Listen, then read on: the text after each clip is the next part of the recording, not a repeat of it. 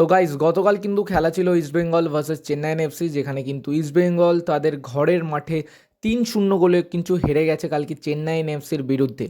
এবং কালকে হারার পর সমর্থকেরা তো অবশ্যই খুশি হতে পারবেন না, কেন কি না তোমরা ভালো করেই জানো যে এই যে সিজনটা ছিল, এই সিজনটা কিন্তু ইস্টবেঙ্গল সমর্থকদের জন্য কিন্তু একটা ঘুরে দাঁড়ানোর একটা সিজন ছিল, বা ইস্টবেঙ্গল দলের জন্য একটা ঘুরে দাঁড়ানোর সিজন ছিল।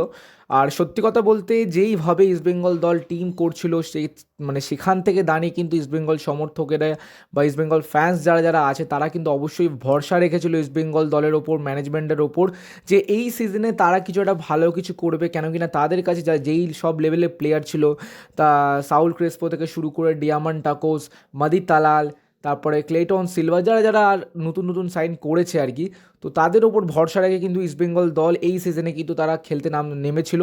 এবং ইস্টবেঙ্গল সমর্থকেরা তারা হয়তো বিশ্বাস রেখেছিল, বা তারা একটা ভরসা, বা এই সিজনে হয়তো তারা একটা ভেবেছিল যে এই সিজন আমরা কামব্যাক করব এবং টপ সিক্সের জন্য কোয়ালিফাই করব।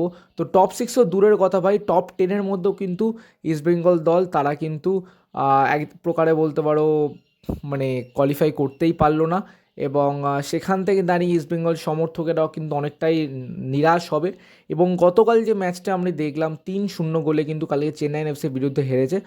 আর কালকের কিন্তু মেসির ডেবিউ করেছে, মানে আমাদের মেসি, যে রিসেন্টলি কিন্তু ইস্টবেঙ্গল জয়েন করেছে, তো সে কিন্তু কালকে তার ডেবিউ ম্যাচ খেলেছে ইস্টবেঙ্গল দলের হয়ে।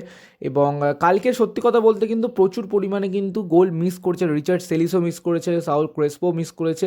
তো সেখান থেকে আমি এখনও দাঁড়িয়ে বুঝতে পারছি না এটা কিন্তু টিমের তোমার বলতে পারো টিমের কোনো নিজেদের মধ্যে কম্বিনেশন হচ্ছে না, মানে হচ্ছে না, নাকি তোমার কোচ অস্কার ব্রুজন কিছু এই টিমটাকে নিয়ে করতে পারছে না। আর আমরা একেই জানি যে ইস্টবেঙ্গল দল তারা কিন্তু চোটে আক্রান্ত ছিল, মানে বলতে পারো ইস্টবেঙ্গলের জন্য যেন কিছুই ঠিকঠাক হচ্ছে না ভাই, প্রত্যেকটা সিজনেই যেন সেম জিনিসটাই রিপিট হচ্ছে বারবার, একবার করে আশা দিচ্ছে সমর্থকদের এবং তারপরে কিন্তু নিরাশায় পরিণত হচ্ছে জিনিসগুলো।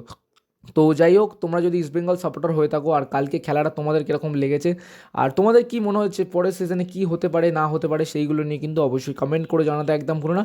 তো চলো বন্ধুরা, টাটা, দেখা হচ্ছে অন্য একটা ভিডিওতে। তো চলো, টেক কেয়ার, বাই বাই।